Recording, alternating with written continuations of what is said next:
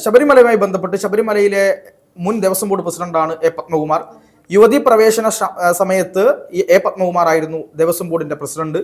അന്ന് വളരെയധികം വിമർശനത്തിന് വിധേയമായി നിന്ന ആളാണ് പത്മകുമാർ.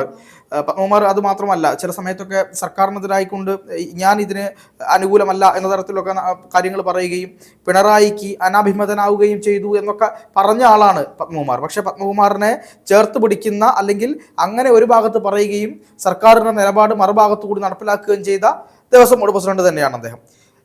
ഈ ശബരിമലയിലെ വിഷയവുമായി ബന്ധപ്പെട്ട് ദേവസ്വം ബോർഡിന്റെ മുൻ പ്രസിഡന്റ് എന്ന നിലയിൽ അദ്ദേഹത്തോട് ചോദ്യങ്ങൾ ചോദിച്ച സമയത്ത് പത്മകുമാർ പറഞ്ഞൊരു കാര്യമുണ്ട്.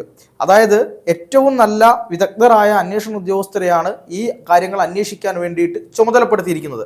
അവർ അന്വേഷിക്കട്ടെ, അവർ കണ്ടുപിടിക്കട്ടെ, അത് നിങ്ങൾ ഇതിനടുത്ത് ഭയക്കുന്നത് ചോദിക്കുന്നുണ്ട്. അതിൽ തന്നെ വലിയ പ്രശ്നമുണ്ടെന്നാണ് ഞാൻ കരുതുന്നത്. കാരണം ആരെയാണിത് അന്വേഷിക്കാൻ ഏൽപ്പിച്ചത്? ഹൈക്കോടതി അന്വേഷണത്തിന് ഏൽപ്പിച്ചത് ദേവസ്വം വിജിലൻസിനെയാണ്. ദേവസ്വം വിജിലൻസിന് ഒരു റിപ്പോർട്ട് കൊടുക്കാൻ മാത്രമേ അധികാരമുള്ളൂ, കേസെടുക്കാൻ അധികാരമില്ല. 1.